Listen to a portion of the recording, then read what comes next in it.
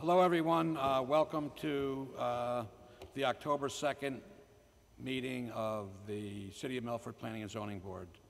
I'd ask everyone to stand for the pledge and a moment of silence.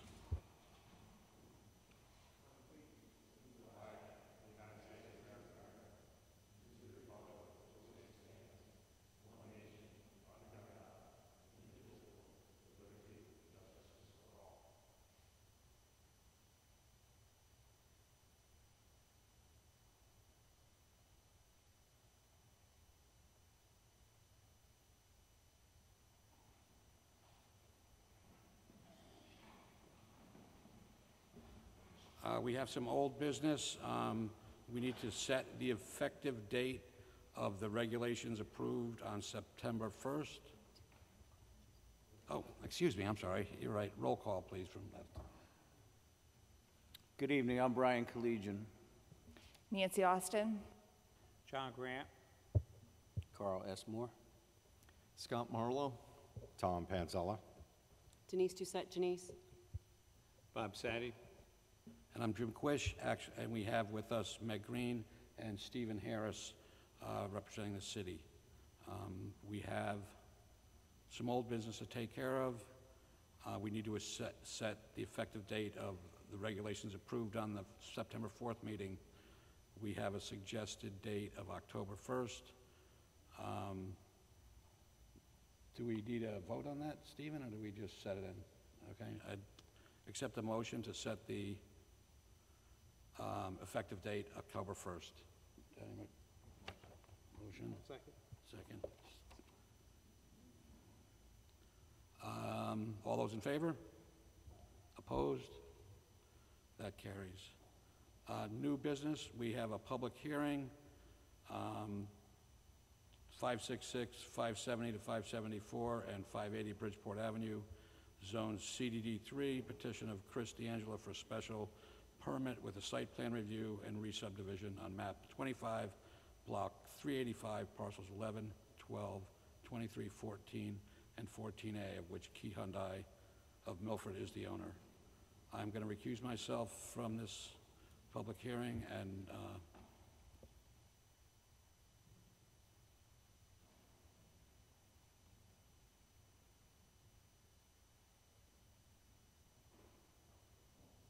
First, do we have any representation?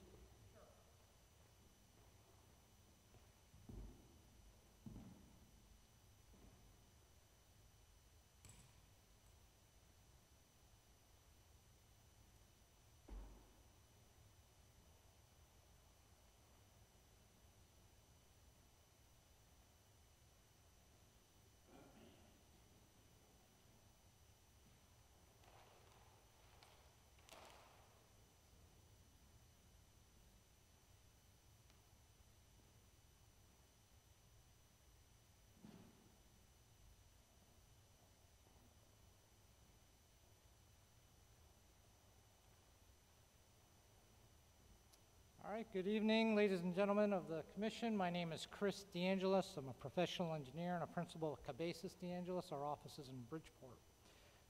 This application regards Key Hyundai of Milford, which I'm sure you're all familiar with. There's actually 3 properties involved here. This is the existing condition survey as the site currently exists today. I've outlined the 3 different properties with different colors. The blue parcel is actually made up of 2 separate parcels, 548 and 566 Bridgeport Avenue, and that is the site of the existing Hyundai dealership. All the way to the right or to the east is 580 Bridgeport Avenue. That is currently the Milford Tennis Center, and formerly there was another building on the site which was a gymnasium recreational building. I believe it was an old Bally's building. And that's actually composed, this property is actually composed of 2 parcels, lot 14 and lot 14A. And then finally, the center parcel also has 2 addresses, 570 and 574 Bridgeport Avenue.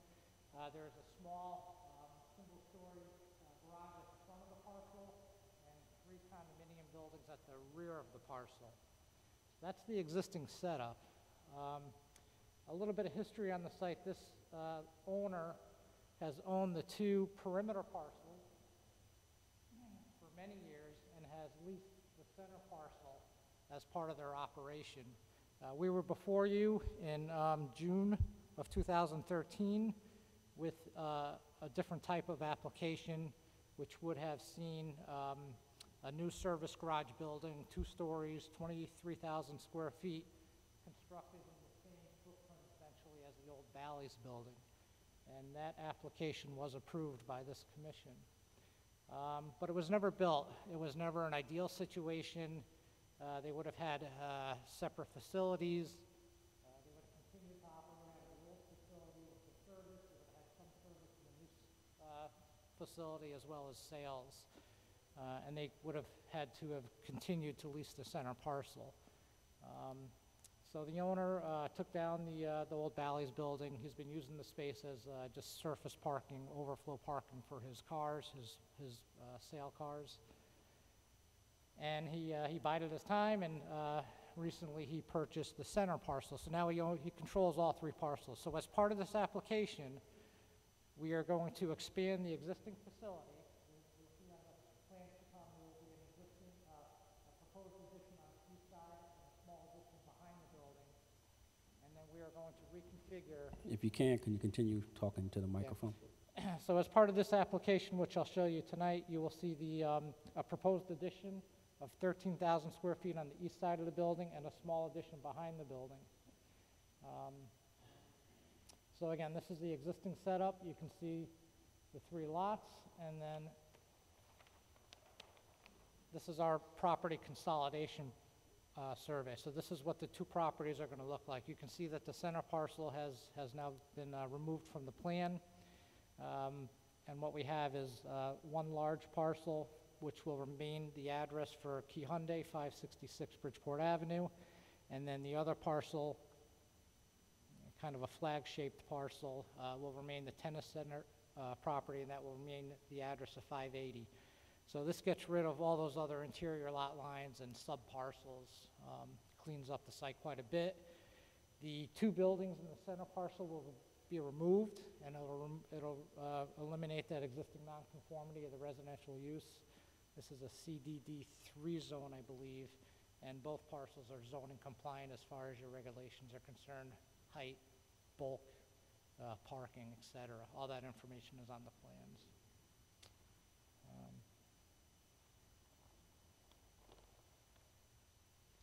So this plan is our landscape plan, and I've had it colored up just so you can see a little bit better about what's going on. But the existing Key Hyundai building is here.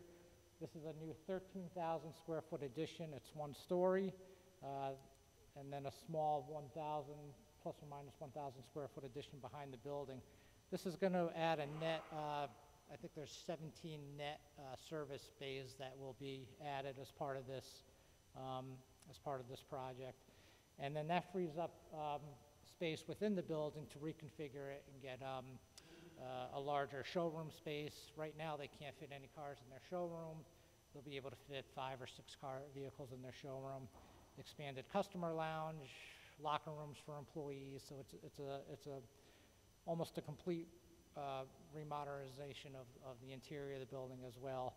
And then down below is the artist rendering of the exterior of the building. So it's going to have their new bronze palette that Hyundai is moving to. With me tonight, I should have introduced, I have the general manager for Hyundai, Mr. Chuck Tenzio, and Mr. Gary DeWolf, the project architect, if you have any questions regarding the operations of the business or the building itself. But as I mentioned, the project will now be fully zoning compliant. Right now, the parking comes up basically right to the property line, and your regulations call for a 10-foot buffer, landscape buffer, and we're providing that along the entire length of both properties. There are currently 3 curb cuts on the property, which I've marked here in green, and that will be reduced down to 2 curb cuts. The curb cut at the far east end is a signalized intersection, and that primarily serves the tennis center. But the other 2 curb cuts will be merged into 1 larger curb cut which will line up with the new addition. So when people pull in, right now it's kind of chaotic. They're not really sure which way to turn, but now it'll be very clear. There'll be a drop-off zone right at the front of the building, so people can get out of their car. They'll be under, shelter. They'll be out of the weather. A service advisor will take their keys from them and then take the car, and they can move directly into the waiting room inside the building. We meet your landscaping requirements. We're going to install new site lighting around the building. We've submitted lighting photometric plans to you. They're dark sky compliant lighting. New stormwater management system. We've submitted a stormwater drainage report to you. We've gone and gotten all our staff approvals. We have engineering approval from Mr. Greg Podlusky, your town engineer, dated August 29th. We have a jurisdictional ruling, which is an administrative approval from Mary Rose Palumbo, your inland wetlands officer, also dated August 29th. We have from WPCA another administrative approval dated August 24th. Your traffic commission approved the projects on July 24th, and fire department said they have no objection to the plans as currently submitted, dated August 24th. Some technical facts: the project is 4.35 acres. That's both parcels combined. It's currently 89.5% impervious. We're actually reducing that down to 84.4%, so we have a little bit more green space. Stormwater flows are handled by 2 large infiltration systems. I can show you those plans if you're interested in seeing them. Flow rates are reduced 41 to 61% for the 2 and the 25-year storm respectively, and volume of runoff is reduced 49 to 64% again for the 2 and the 25-year storm respectively. And that's generally it. If there's no questions, I will take your questions. I don't know if you're interested in seeing more of the technical plans, if you're interested in seeing the floor plans for the building. Thank you, Mr. DeAngelis. Any comment from staff? None. None. Any questions from the board? Sorry, you first. Yeah. Okay. Just maybe for Mr. Harris more than anything, I see when you're redividing and changing the lines that the tennis building is now, the corner of the tennis building is the property line. Is that a concern, Mr. Harris, at all? There was some discussion about that between myself and Mr. Solkis, and there was discussion about whether that this line here is what you're referring to, was a sideline or a front line. And at the end of the day, I think you determined that was a front yard or side yard, and therefore not subject to the setback. I'd have to look on the zoning table to see which one does not require a setback.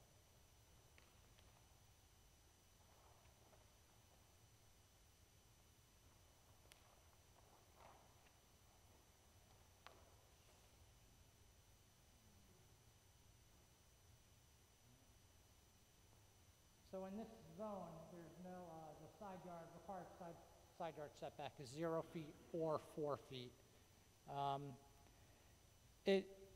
It's just a matter of convenience that we've set it there. The building is existing, so we know where it is. The way the parking is going to work is there's a row of parking spaces here that will be dedicated towards Key Hyundai. So what it does is it just simplifies the relationship between the two properties.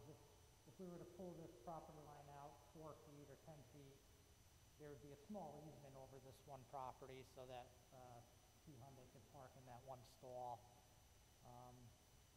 As it is, we're going to have cross easements anyways so that both properties can share both curb cuts. They're going to still share utilities because there's utilities on site that are going to remain that go over one property to get to the other property, for example. So as long as it meets zoning, it's not a concern.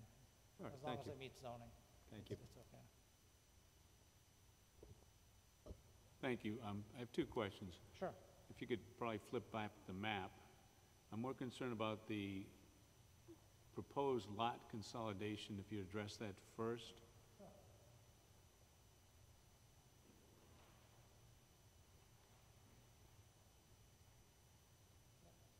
So what is it you're asking us to do to consolidate? Is it gonna be all of the lots involved, or just two? Or if you could just explain it a little bit more, please.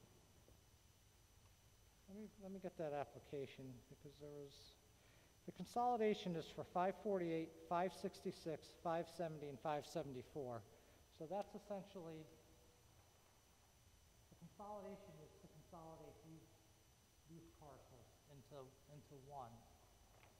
And then the other application that we filed was a lot line adjustment, and that is strictly for the 580 property. So it's a little confusing because we're moving everything around, but we thought that was the best way to handle it, to handle both the consolidation and the lot line adjustment. The reason, now I remember, the reason we did it as a consolidation is because the area that was entirely the center parcel is completely devoted now to the Key Hyundai parcel. So the center parcel is now completely encompassed within the Key Hyundai parcel. It hasn't been divided at all between the two properties. So that's really a consolidation. And then the tennis center parcel we considered more of a lot line adjustment. And that's why you have those two separate applications in front of you. So just to follow up on my question, as we're looking at it now, going to the lot line adjustment, the area to the right that is kind of dog-legged, is that the green, you said makes it a flag-like appearance, that's the lot line adjustment? Right, that parcel, that's the tennis center property, which is 580 Bridgeport Avenue. And that, as part of this application, we filed a lot line adjustment application with you. That's correct, that's a lot line adjustment. And what I'm trying to figure out, but you own all three parcels, which is the tennis court also? Yes, correct, it's the same ownership for all three parcels. And Thank you. the reason the owner's doing this is just in the future, if he ever wanted to sell, that parcel, he could have the opportunity to do that. He doesn't have plans to do that at this time, but allows him to have that ability to do that if he wanted to. Any additional questions from the board? Seeing none.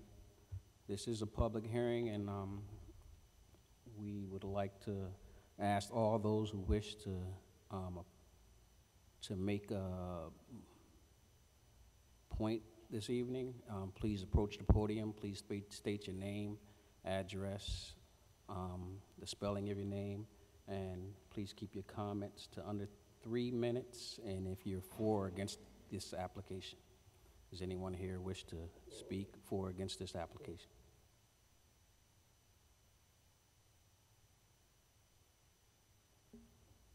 Seeing none, any additional notes from the applicant?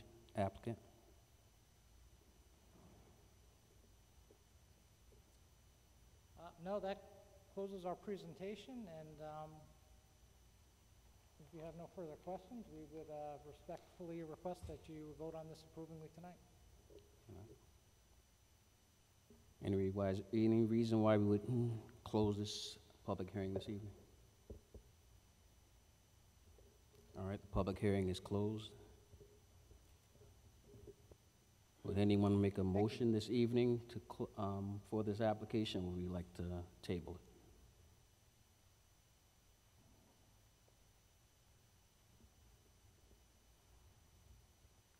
I'll make a motion that we approve item 1, and I don't have my glasses with me, but I'll read it. 566, 570, 574, and 580 Bridgeport Avenue, Zone CDD3, to approve the petition of Chris DeAngelis for a special permit with site plan review and re-subdivision on map 25, block 385, parcel 11, 12, 23, 14, and 14A, of which Key Hyundai of Milford is the owner. We have a motion from Mr. Marlowe. Do we have a second? Have a second? All in favor? Anyone opposed?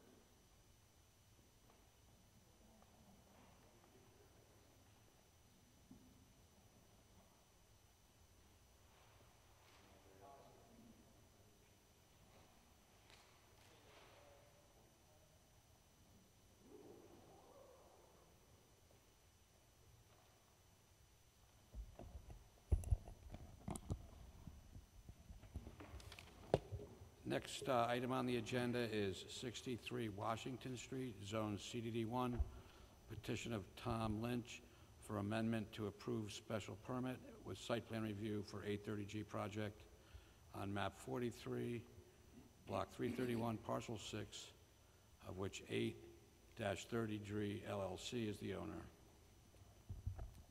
Good evening, Mr. Chairman, members of the board. Just for the record, my name is Thomas Lynch, and I'm an attorney with the law firm of Lynch, Trimbicki, and Boynton, and my office is located here in Milford at 63 Cherry Street. And I'm here tonight presenting this application on behalf of my clients, William Colombo and Peter Romick. They're the owners of the property, or their limited liability company is the owner of the property located at 63 Washington Street. We are presenting to you an application pretty straightforward in nature. It's an application to amend an approved site plan and special permit for the development of this property to construct 6 units, residential units on the property. The application had previously been brought to the board under the Affordable Housing Act by Thomas Colucci back in 2008. The application was approved. The plans that had been approved at that time were drawn by John Whitko, and my clients purchased this property a year ago and have engaged a different architect to draw up elevations, floor plans. They've also hired Ron Wassmer of Connecticut Civil Group, who is also here with me tonight, who will go through the elements of the site plan. But basically, the application is to amend the site plan and improve it. The original plan called for 1 building to be built on the site with 6 units. This plan calls for 2 buildings with 3 units in each building. And the most telling change here is the original plan had a parking lot with all of the surface parking to be contained in the parking lot on site. It would have involved tearing down trees along the eastern and the northern portion of the property, and we'll get to the landscaping plan in a second. But with this plan, those trees will remain. With the 2 buildings as laid out now, each of those units in the building will now have a garage. So we're taking parking, putting it into the buildings. We're actually adding 4 additional parking spaces on site, so that the original plan, I believe, had, the original plan had 12 parking spaces. This plan has 16 parking spaces. There's 1 garage space for each of the 6 units. There's 1 parking space in front of each unit, and then there are 4 additional visitor spaces located on the site. If you've gone out to the site, you're familiar with the area. The property is located in the CDD1 zone. Washington Street traverses parallel to the Boston Post Road coming off of Clark Street, and the property actually borders on the Washington Street fields, the city property where the softball fields are. There's currently a single-family house that's on the property consisting of some 1,700 square feet that was constructed in the 1940s. Mr. Colucci did get these plans approved in 2008. I think we're all familiar what happened shortly thereafter with the economic crisis. He decided at that time, based on market conditions, not to develop the property. He came before this board, I believe in 2012, seeking an extension of the permit to 2022, and that application was granted. And then, as I mentioned before, my clients purchased the property last year. Another important feature on the amendment to the site plan is that the original plan had a large dumpster with a dumpster enclosure, and now with the garages servicing each of the units, the tenants will have their own recycle bins and garbage bins in their unit. There's a cutout in the rear of the garage for those bins to be contained, and there will be private garbage collection coming onto the site so that that eliminates the large truck coming on and having to utilize the dumpster. So those are really three features that are very, very important we're stressing to you tonight that leads us to believe, and hopefully you'll agree, that the amendments that we're proposing to you here tonight is actually an improvement to the original plan. The plans were distributed on a limited basis from David to city departments, again, because of the fact that it was an approved plan. The plans were submitted to the police department. Private Davidson called me and went over the plans with me, and he made a report to the police commission, which was approved at their September meeting. I believe you all have a copy of that in your packet, but basically the conclusion of the report is that based upon the garbage receptacle being eliminated and the changes to the parking plan, and I'm quoting from the report, as these changes increase functionality and increase the number of parking spaces in the lot, the traffic division approves a favorable decision on this proposition. So that came last month from the police commission. The Office of Economic Development and the block grant coordinator, Sheila Dravis, was supplied an amended affordability marketing plan that's required under the Affordable Housing Statute. I received an email from her on Monday of August 6th after I amended the document that was prepared in 2008, sent a new amended marketing plan to her. And again, your file will reflect Sheila emailed me and copied David, Julie Nash, who's here tonight, as well as Joe Griffith, that the 63 Washington Street plan has been approved. The plans were also delivered to the fire department. Marshal Begley reviewed the plans, found them to be acceptable in terms of providing access to the reconfigured site plan for fire apparatus. So there is a memo from his office to that effect. And then lastly, there was a memo that was submitted to David back in July from Greg Podlusky, our city engineer. Again, he reviewed the revised plans, noted that drainage and all other concerns of his office were met with these plans. He also recommended that concrete curbs be installed, and actually recommended that be a condition of approval from this board, and my clients obviously have no objection to that. So I'm going to turn things over to Ron, and he can just go through the basics of the site plan, and then if there's any questions afterwards, we'd be happy to entertain them. Thanks.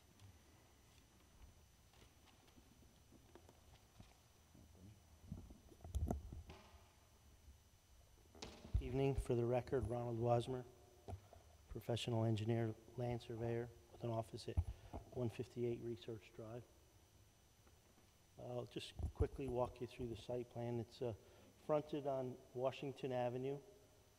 To the east is a parking lot for the athletic fields, actually, and to the east and to the north. To the west is residence, and to the northwest is businesses that front on the post road. You'll see we have a driveway coming in off of Washington Street, 2 buildings, approximately 31 by 48 feet in length with 3 units apiece. There's 3 garages, 1 garage for each unit, a parking space in front of the garage, and 4 visitor spaces.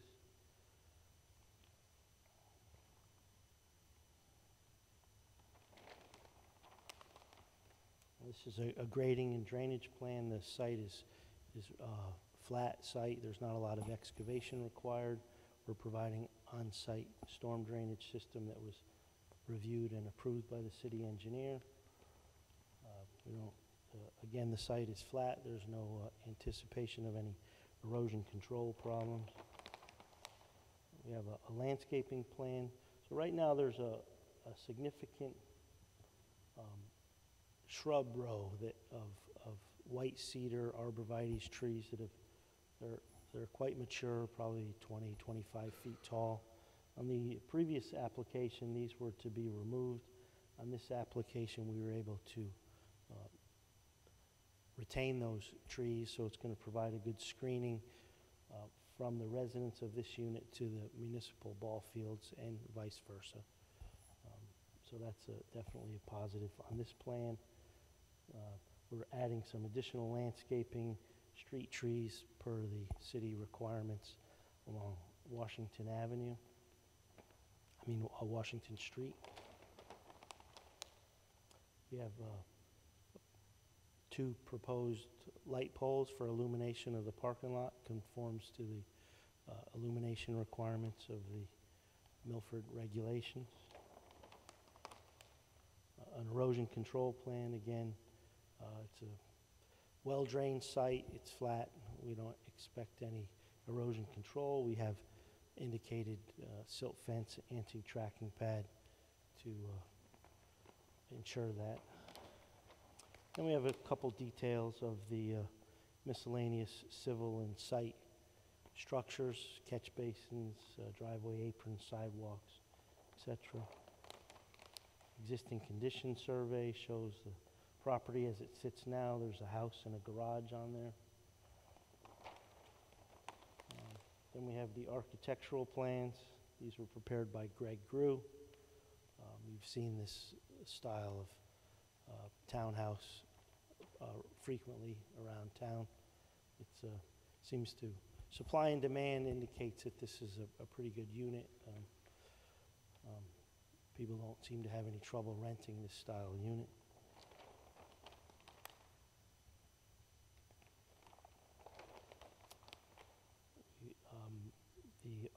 The exterior architecture does have some enhancements with a stone veneer facing the front of the buildings as well as facing Washington Street. That sums up my presentation. If you have any questions, I'll be happy to answer any. Any questions from the board? Mr. Grant? I have a question in regards to, is there sufficient space on the site for snow storage? Actually, we have quite a big open space area that didn't exist on the previous application. You see the 4 visitor spaces here. So there's almost a 40-foot space between the 2 buildings, so we can put a lot of snow in that area. Is there a curb in front of that? Or how would they push the snow up on it? Well, they can, Mr. Colombo runs a construction company. He has all kinds of equipment to plow the snow as well as pick it up and move it if he needs be. And his construction office is right around the corner on Ern Avenue. So in my opinion, this particular site has much more ability for snow storage than a lot of the plants that we have worked on in the past. Anything else from the board? Ms. Lynch, would you like to say something?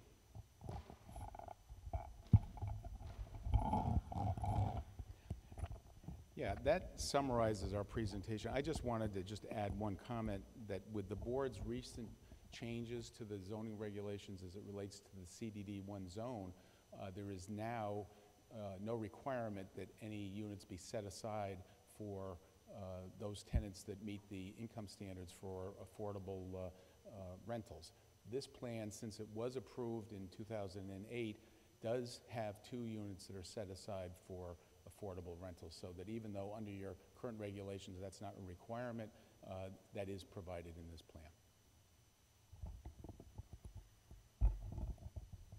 That's it. Mr. Harris, any comment? None. Okay, we'll open up the public hearing. If anyone would like to speak, please come up to the microphone. Seeing none, is there anyone who has a reason that we should not close the public hearing? Okay, public hearing is closed. Are there any questions or comments from the board? Mr. Sadi? Thank you, Mr. Quish. I have no question about the veracity of Mr. Lynch, but we don't have any of the papers, as I can see, that are referred to, which we normally get the traffic reports. And is that normal? Are you referring to the documents from police, fire? Correct. All I've had is the maps. Do we have anything in-house besides just the drawings? Meg? The documents are in the file that Stephen has. This may be a coordination issue. Susan might not have realized that typically you guys want to review that stuff. But Stephen, if you want to show Mr. Sadi the... Well, we have the file, but unfortunately it's back in my office. If you want to take Washington we have. The file for Washington's right there. I know the public hearing is closed, but I have copies, so if the board members wanted to see them. Do you have copies for everybody? I do. I went over to the zoning office Not today and for made a copy of everything in the file, so. Not for everybody. He just has, you have like I one. have one. Yeah. Yeah. But I think if Stephen maybe can show Mr. Sadi.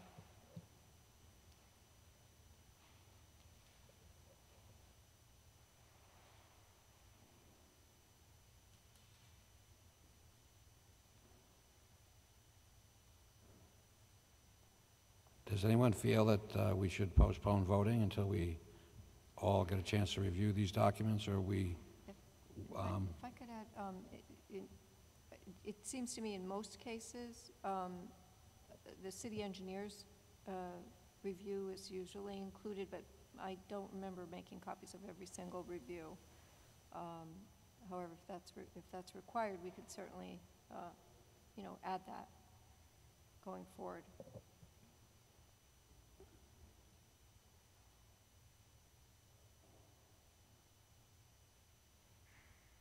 If anyone else would like to review the documents, we could use Mr. Lynch's copy. No.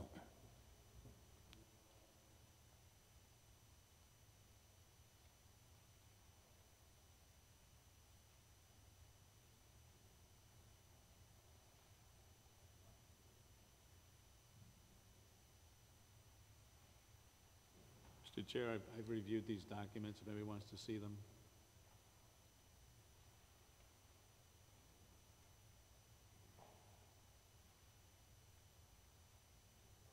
Sorry, Mr. Sadi. Saying I reviewed the documents, and I will give them back to Mr. Harris, who can pass it down. Mr. Harris.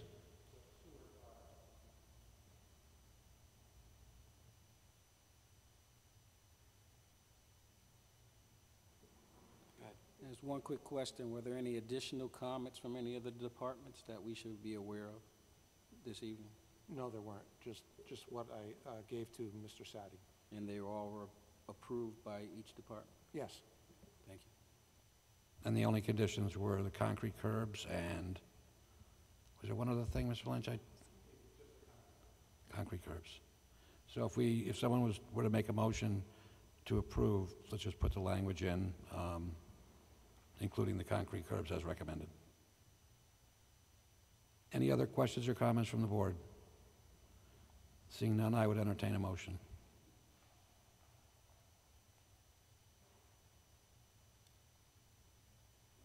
Ms. Moore. I make a motion to approve the application as stated with the conditions of the concrete curb and were there any other, with the concrete curb addition. Thank you. So we have a motion. Do we have a second? I'll second. We have a motion and a second. All those in favor? Opposed? Seeing none, motion carries.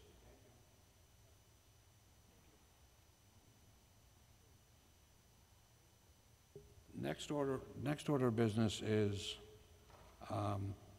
proposed regulation changes. Number 3 is item 3, proposal number 2-18, Article 4, Section 4174 and 11.2, and they're regarding security fences. We do have a citizen who attempted to get here today and was, had car trouble, and has asked for a statement to be read, and I have said that that's okay. So Ms. Green will read into the record. Okay, this statement comes from Donna Dutko of 236 Buckingham Avenue regarding 11.2 security fences. She wants to clarify that is intended to guard property against unauthorized entry versus any other type of fence. Also non-security fences. All non-security fences over 6 feet to 8 feet should be allowed in all other zones by special exception only. Did that make sense? Good. Okay, so that will go into the record. Not necessarily part of any motion to approve, but it will go into the record as her statement. I think we'll take these individually, and Mr. Grant, if you would please detail this proposal for us. All right. First one is amendment number 2-18, section 4.1.7.4. In our zoning regulations, we mention the words fence in several of our regulations, but there is really nothing that defines what a fence is. And there was one small section, which I just mentioned, which basically stated that security fence, but again, we had no real definition of security fence. So 4.1.7.4 is really a clarification and refinement of that wording for that particular section to actually make it clear as to what a security fence is. And then 11.2, which is under definitions, we're going to actually add the wording security fence and the wording fence with the definitions. And basically what it is security fences will be basically in your commercial areas, and will be allowed to be 6 to 8 feet in height with a barbed wire or some other type of security fencing, razor wire or whatever on top of it. And it will not be allowed to be used in any kind of, in any residential area. Under the word fencing, we basically declared out, are defining out, basically it's just about any kind of material you can use, except you cannot use any kind of razor wire, electrified fencing, or similar type of fencing used, which would be used in a commercial setting to protect the commercial property. Residential fences are really not really security fences, so that's the difference we put into this regulation. So that's really the difference, is we defined out what a security fence is and what a residential and what a fence is, to keep them separate and to make it clear as to basically where they're going to be used.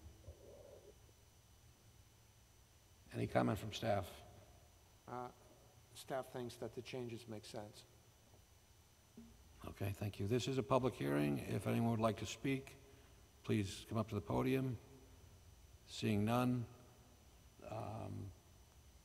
we'll close the public hearing without objection and ask for any questions or comments from the board. Mr. Sadi. Thank you, Mr. Chairman. Through you to Mr. Grant, who's proposing these changes. If we go to the first page, it appears to be there's a typographical error. It starts off, security fences shall require, correct, as opposed to requires? That's eliminated, right? Yes?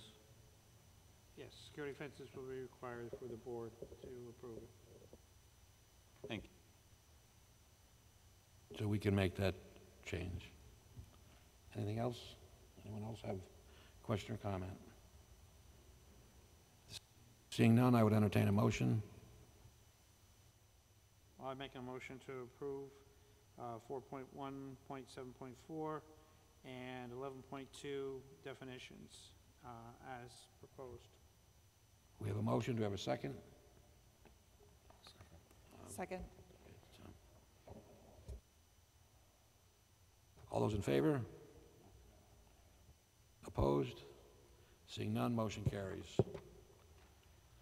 Item 4, proposal number 5-18, Article 5, Section 5.8.13.1, 5.8.13.2, and 11.2. This relates to the base flood elevation.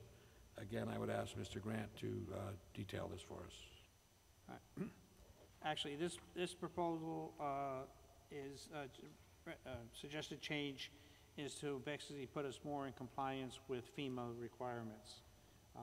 As you're aware, the city has to meet certain requirements for our flood insurance, and our present regulation does not really have any kind of a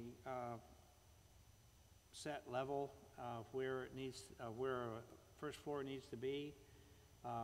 The building code requires 1 foot. FEMA requires 2 feet above the base flood elevation. So that's one of the things that we're proposing here, is to put that flood elevation up so we can meet the FEMA requirements.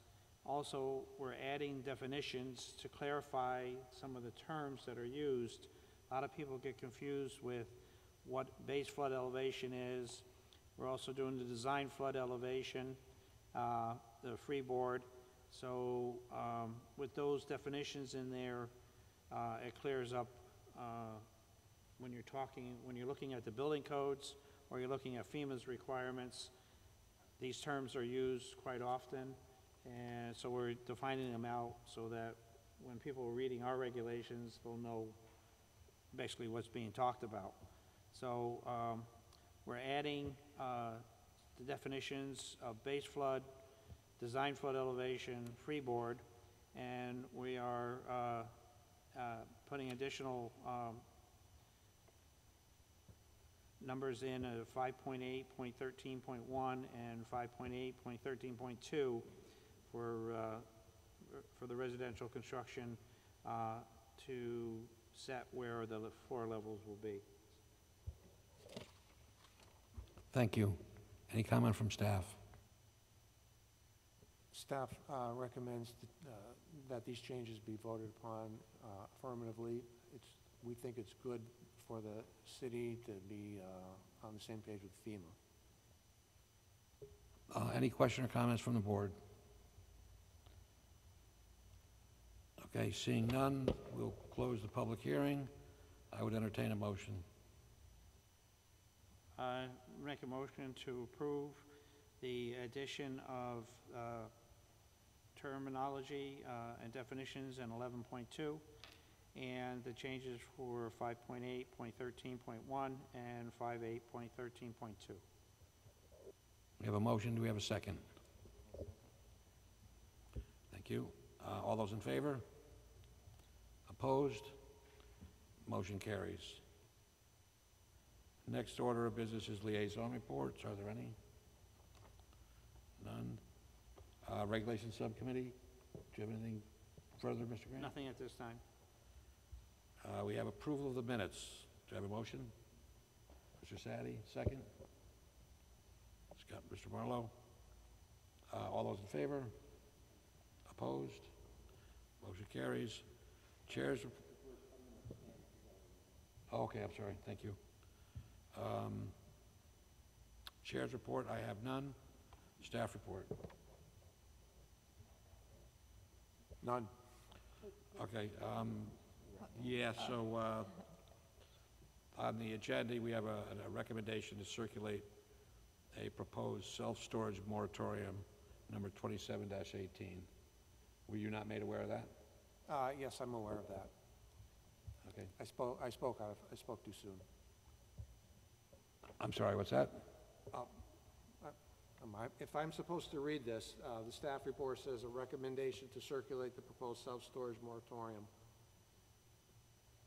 by, and I believe Julie Nash would like to say a few words to the board. Okay.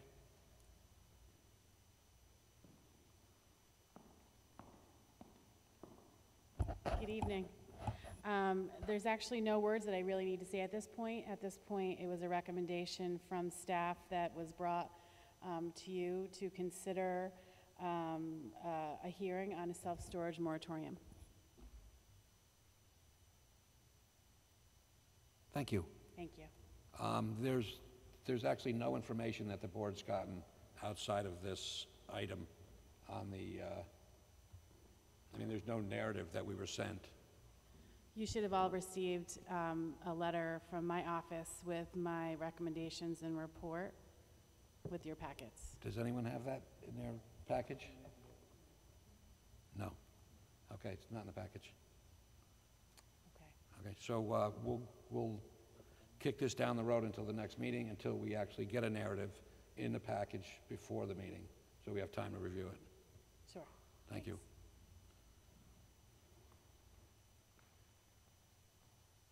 Mr. Chairman, would that be the October 16th meeting?